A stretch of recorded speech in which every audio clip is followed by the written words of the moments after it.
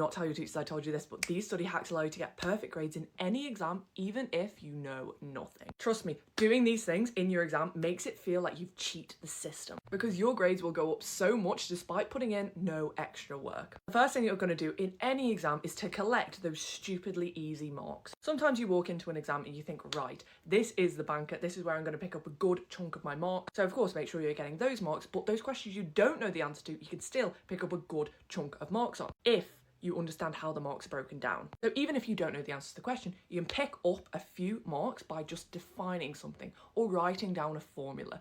For example, in GCSE Science, in the 6 markers, in some questions you can have 2 or 3 marks just for knowledge. You will be able to identify where these stupidly easy marks are coming from if you do practice paper questions and you mark them alongside the mark scheme and then examiner's reports. Most subjects in GCSE and A-level have marks for knowledge, application and analysis, and then sometimes evaluation. But you will notice in these examiners' reports, they have model answers that have knowledge, they have your definition, they have application to a case study or the question that is being asked, and then they have the analysis. The analysis is the part you don't know. You can bang down a definition and say, oh, this is happening in this graph, or this is saying this in this extract. And you've got yourself a knowledge and an application mark without knowing how to answer the question. This feeds into having a reliable paragraph structure. So even if you don't know the answer, PEE is always a go-to. It doesn't matter what subject. Of course, you should have more extensive paragraph structures, especially at A-level, but if you really do just need something to fall back on,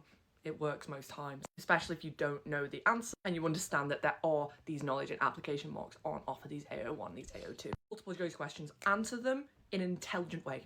Make an educated guess, not just a random guess. If the question is asking for something in meters squared, then the answer is obviously not the one that says centimeters squared. If you have no idea how to answer the question, use process of elimination to increase the probability that you've got the answer correct. If you are revising and you know nothing, you need to build a foundation of knowledge before doing anything else. You might not even build upon it, but you need to grasp core concepts because these are your high yield topics. By understanding these topics, you unlock so many more marks because key concepts are tested time and time again. They're most likely to come up. Often these are the things that you learned first. So let's take A-level economics. If you fundamentally don't understand how an exchange rate works, just forget about learning about tariffs, because there's no way you'll be able to understand tariffs without understanding exchange rates.